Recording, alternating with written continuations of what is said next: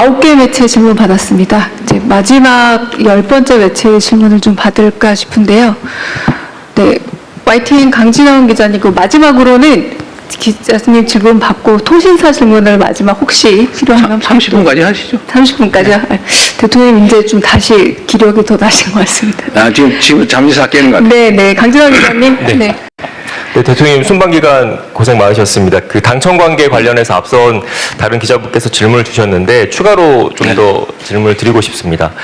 지방선거 이후에 국정 지지율이 하락세를 보이고 있다라는 일단 분석들이 좀 많이 나오고 있습니다. 이것과 관련해서 여당 지도부의 지방선거 전략 그리고 당청 관계와 연결지어서 보는 시선도 있는데 지방선거 이후 국정 지지율 하락세, 당청 관계 그리고 여당 지도부의 선거 전략에 대해서 어떻게 생각하시는지 여쭤보고 싶습니다. 사실 저는 이제 선거를 기점으로 전후를 나눠본다면 저는 변한 게 없어요. 국정은 변한 게 없습니다.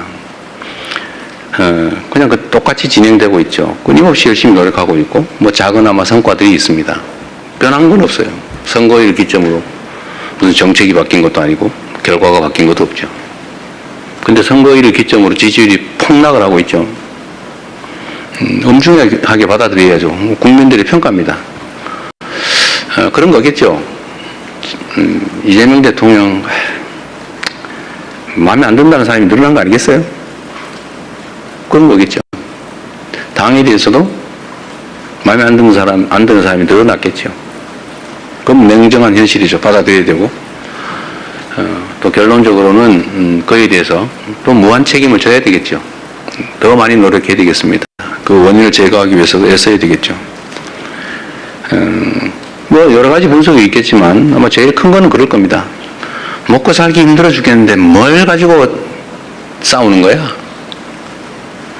도대체 너네들의 그 다툼이라고 하는 게 우리의 삶과 뭔 상관이 있으며 우리가 맡긴 공적 업무와 무슨 상관이 있느냐 아닐까 하는 게 제 생각이에요.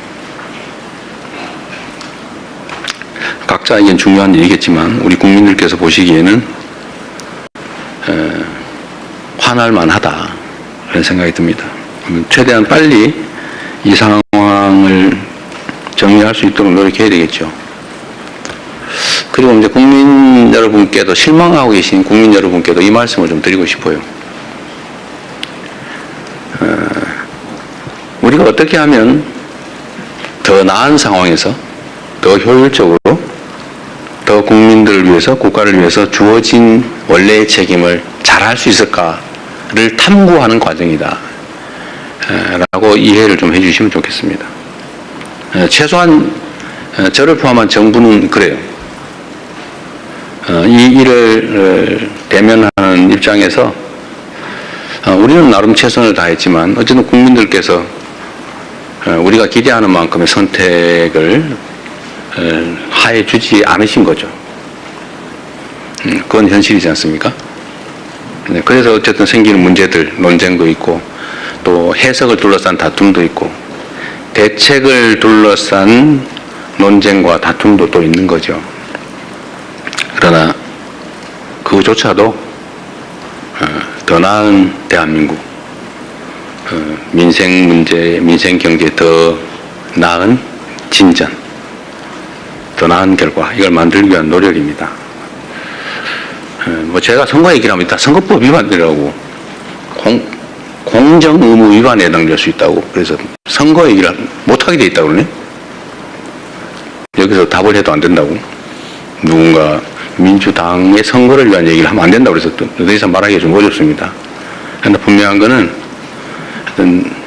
당은 더 많은 국민의 지지를 얻기 위해 노력해야 된다.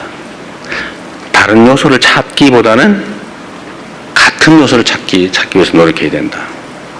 그래서 제가 이런 면에서 민주당 내의 경쟁과 갈등에 대해서도 한 말씀을 꼭 드리고 싶어요. 그 원수 싸우듯이 하지 마십시오. 거기에 그 같은 입장에 있는 같은 진영이라고 하는 울타리 안에 있는 사람들끼리 경쟁을 하는 게 아니라 전쟁을 했어야 되겠습니까?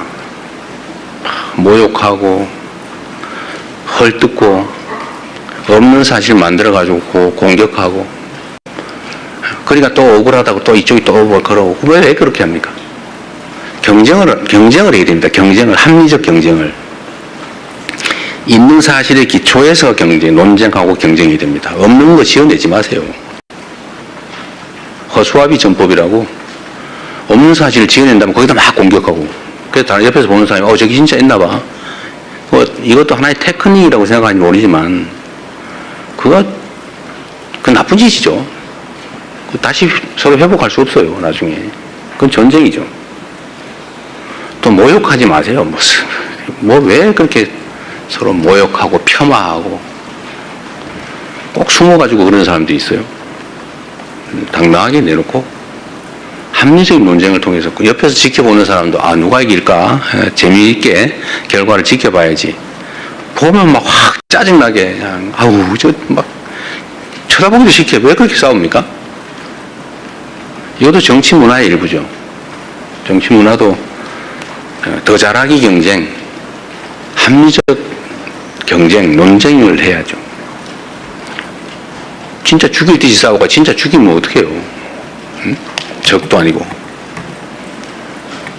우리 안의 차이가 아무리 큰들 상대와 싸워 이겨야 될 상대와의 차이만큼 크겠냐 이 말씀 자주 드리는데, 하여튼 전쟁이 되지 않으면 좋겠다.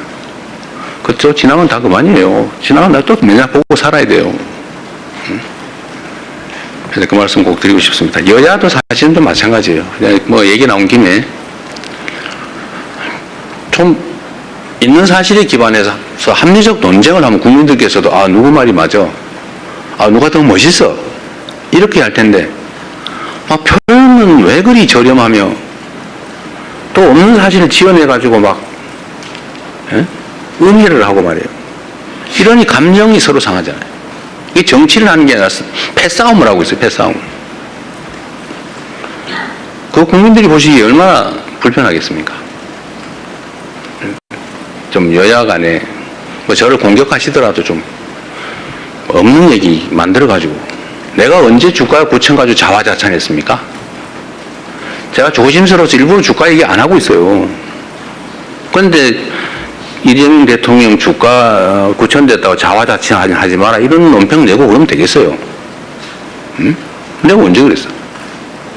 내가 얼마나 주가 문제 조심하는지 압니까? 일체 한 번도 언급한 일이 없어요. 내가 몇천 포인트 됐다고 막 자랑했습니까? 제가 그럴 때마다 걱정이 있어요. 주식시장의 양극화도 사실은 심각한 자산 양극화를 부릅니다. 문제예요. 걱정이에요. 그걸 완화하기 위해서 정말 많은 노력을 해요. 주가지수가 외형적으로 트는 것보다는 다 한꺼번에 성장하면 좋겠는데 잘 안 되잖아요. 근데 자화자찬했다고 더 없는 사실을 만들어서 교만하게 그러지 마라 이러면 되겠습니까? 예를 들면, 그래서 여야 간이든 당내든 정치적인 논쟁은 좀 전쟁이 아닌 경쟁이었으면 좋겠어요. 그 경쟁도 죽이기 경쟁이 아니고 네가 더 못하나 내가 더 못하나 이런 저열한 구태 경쟁이 아니고 누가 더 잘하나 누가 더 합리적인가 누가 더 효율적인가를 국민이 보는 앞에서 논쟁할 수 있었으면 좋겠습니다. 네, 이제 정말 마지막 질문으로